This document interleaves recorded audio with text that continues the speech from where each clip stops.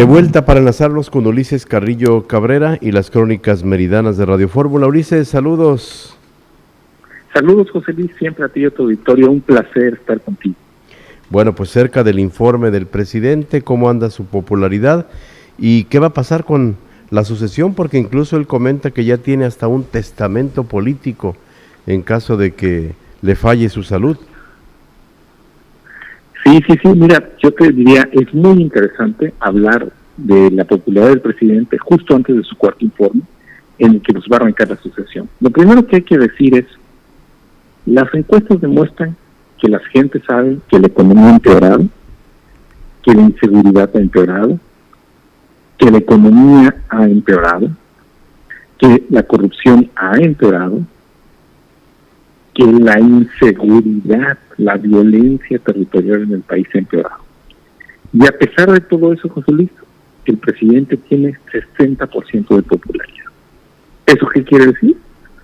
Que el presidente ha logrado convertirse en el gran editor de la realidad, en alguien que es capaz de vendernos una realidad a la mayoría de los mexicanos. Pero también quiere decir que enfrente no hay nada, José Luis, que no hay nadie parado enfrente que venda una versión alternativa o que compara a la gente. La gente sabe que el país está mal, pero sigue respaldando al presidente. Ese es un fenómeno muy interesante y que solo se puede explicar por dos cosas: el control de la narrativa pública y de los medios del presidente, el control absoluto, porque incluso periódicos combativos como Reforma, hay veces que en ciertas críticas tú puedes ver de un día para otro cómo les cambian el vuelta. Uno es el control de los medios del presidente, el control de la narrativa. Él da las noticias, él controla las noticias, nos impone la narrativa 2. Y la otra es que enfrente no hay alternativa. ¿Y por qué se vuelve todo esto relevante? Porque pues, el presidente ya habla de sus corcholatas, así le llama a sus precandidatos. Los tapados del presidente ya no son tapados, son las tapaderas del refresco, son las corcholatas. Sí. Y hace unos días, uno de los hombres más importantes para la democratización del país en México, que es Cuauhtémoc Cárdenas, que es un hombre de luces y sombras, pero lo cierto es que es mucho el padre de la democratización en México. Sin Cuauhtémoc Cárdenas del 88 y el Frente Democrático Nacional, probablemente la democratización en México no se hubiera dado como se dio, ni se hubiera dado de forma tan pacífica como se dio. Sin Cuauhtémoc Cárdenas, Andrés Manuel López Obrador no existiría como fenómeno político. Por eso es muy importante lo que dice Cuauhtémoc Cárdenas. Y Cuauhtémoc Cárdenas dijo, oigan, qué interesantes estas corcholatas.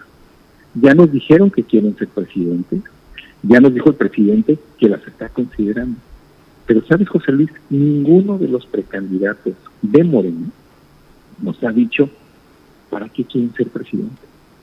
Ni siquiera nos han insinuado qué proponen.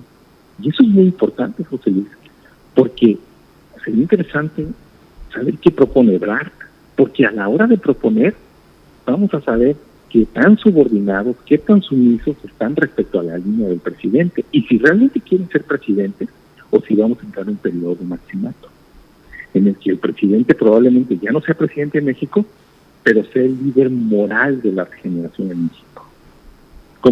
Como en su momento Plutarco Elías Calles es el jefe máximo de la revolución, sin ser presidente.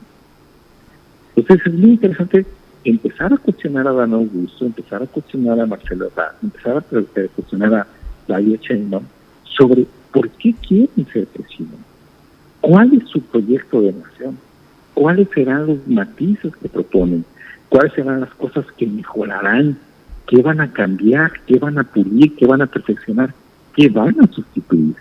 Esa es una pregunta bien importante, José Luis, que creo que solo alguien con la experiencia y la madurez de Cuauhtémoc Cárdenas podría poner sobre la mesa. Oigan, ya nos dijeron que quieren ser, pero se les ha olvidado decirnos por qué quieren ser y qué van a proponer.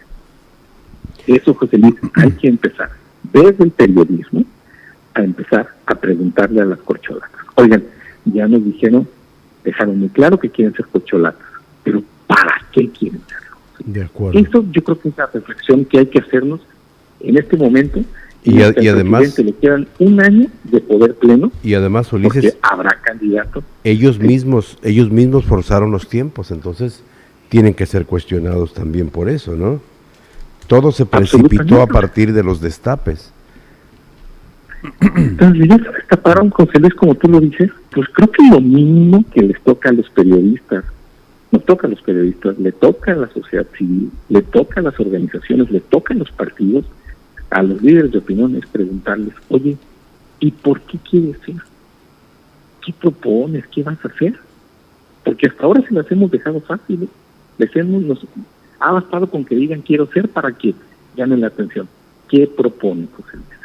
¿Qué van a proponer en un país donde es cierto que el presidente tiene 60% de aprobación, pero la gente dice que la seguridad aumenta, que la economía está estancada, que la salud tiene grandes problemas y que la inflación está afectada? De acuerdo.